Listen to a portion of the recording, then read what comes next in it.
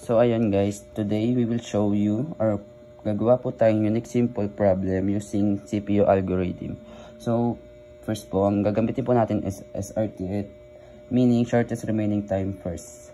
So from the definition itself po, uunahin po natin ang pinakamaliit na time, and it is preemptive version of SPF algorithm. So here's how you compute, and let's go. First, papakita po natin. Since, gagawa muna tayo ng, yan, 7 plus 3, 4, 14, 16, 17. So, 7, 1, 2, 4, 5, 6, 7, 8, 9, 10,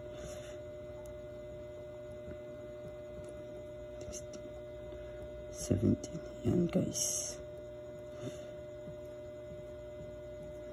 Pasensya na po sa number 6. So,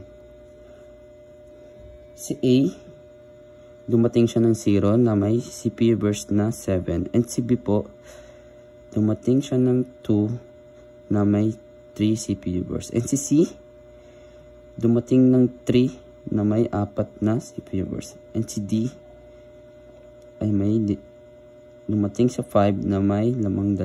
And si E, lastly, si E, dumating sa 9 na may 1. So, here's how you compute it po. So, si A, na may 7, aarangkada siya. And 1, 2. And since dumating si B, na may 3 lang, maghihintay muna ulit siya. So, mabawasan siya ng 5. And since 5, mas malaki pa rin siya kaysa sa B, and SRTF shortest. So, papasok siya sa 1, dumating si C, and si B ay may 2 na lang, and si C ay may 4 pa rin. So, diretso pa rin siya. 1, 2. Yan. B. And tanggal na po siya. And sa loob na yan, si A, si C, and si D. Since si D ang pinakamaliit na may 2 CPU bursts, arangkada po siya. 2. So, ayan. Tanggal na siya. D. Ayan. Since si A at si C, pasok pa rin si C. Mas maliit siya. So, 1, 2. And dumating si E. So, bago siya ng 2. And 2 na lang siya. So, C at E. Since maliit si E, arangkada siya. And natapos siya ng 10. So, E. 10. 7. So, tanggal na siya. And since natira lang si A at si C, and since si C ang pinakamaliit, so, arangkada siya na may ng 2. Tama? C. 12. And si A naman, lastly, 1, 2, 3, 4, 5. Pasok na siya lahat. A. So, ganyan. So, paano natin makuha ang waiting time niya? Kung jot down lang po natin yung arrival time niya, which is 0, 2, 3, 5, 9. A, B, C, D, E. Alright. Compute na natin siya. So, si A, tumating ng 0, 0. Since meron pa siyang isa dito, magpa-plus tayo. Naghintay siya ng 2. Pumasok ulit siya ng 12. So, 12 minus 2. So, 0 minus 0 is 0. And 12 minus 2 is 10. So, 0 plus 10 is 10 po. And si B naman, dumating siya ng 2.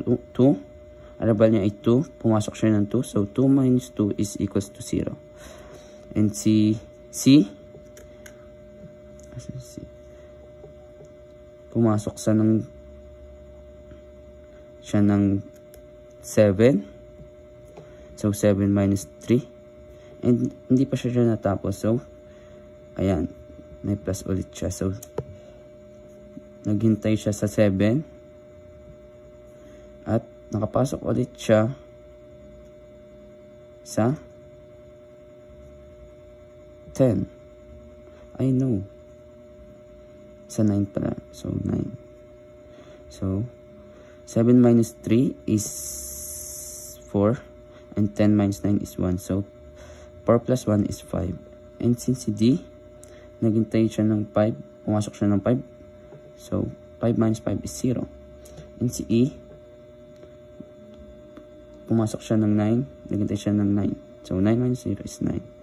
So, let's kunin lang po natin ang sum niya is 10 plus 5 is 15 plus 9. So, 10, 15, 24.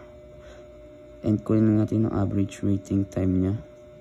And 24 divided by 5 is,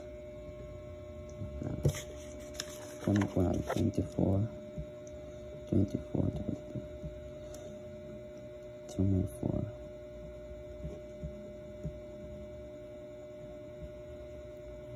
4.5. Tama ba? 4.8 po. Tama.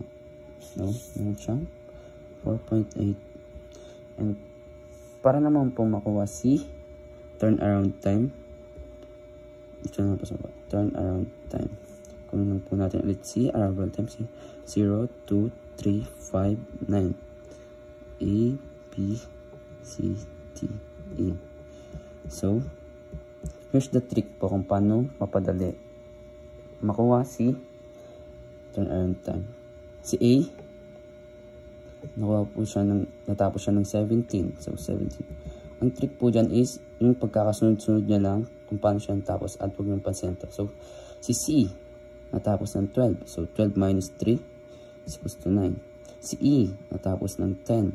So, 12 is to 1. Ay, 17 to guys, 17. And, si B, ay, si D, natapos siya ng 7. So, 7 minus 2 is 2. And si B, natapos siya ng 5. So, equals 3. And kunin lang po natin sum yan is 17 plus 3, 20, 29, 30, 32. I know man. 17, 20, 32. Tama pala. Average turnaround time. Divided by 5. Oh, count lang po natin yung 32 divided by 5 is 5, 6. So, 30. 6.4 po siya. 6.4 ms. And that's how